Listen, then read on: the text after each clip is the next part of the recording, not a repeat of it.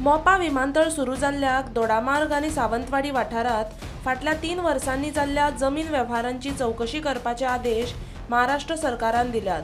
शेतकार म्हणून शेतजमनी विकत घेतिल्ल्या भायल्या लोकांचेर कारवाय जातली अशें महाराष्ट्राचे महसूल मंत्री चंद्रशेखर बावनकुळेन सांगला।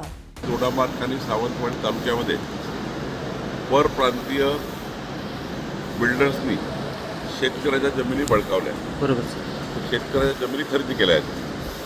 या सर्व शेतजमिनी खरेदी करताना महाराष्ट्र शासनाचे सर्व नियम, पूर कायद्याचे नियम, नोंदणी अधिनियम, झोनिंगचे नियम, अधिनियम हे डावलून या ठिकाणी जमिनी खरेदी केल्या अशा तक्रारी आहेत। त्या तक्रारीची SIT सुरू आहे। डिव्हिजनल कमिशनर कोकण आणि 2 जिल्हाधिकारी म्हणून एक चौकशी करतायत।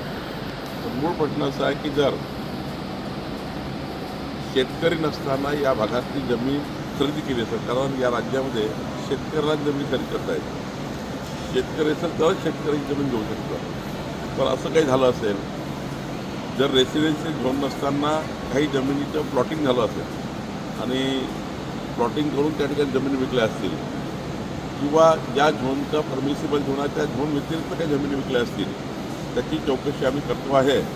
आणि दोडामार्ग आणि सावंतवाडी तालुक्याच्या मागच्या 5 वर्षाच्या संपूर्ण जमीन व्यवहाराची चौकशी आमचं सरकार करणार आहे। आणि मला विश्वास आहे की या ठिकाणी ज्या तक्रारी आल्या आहेत त्या तक्रारीत काही तथ्य आहे। तथ्य आढळलं तर कारवाई करू, आणि जर तथ्य आढळलं नाही तर मग काही प्रश्न येत नाही। पण निश्चितपणे चौकशी सुरू झाली आहे।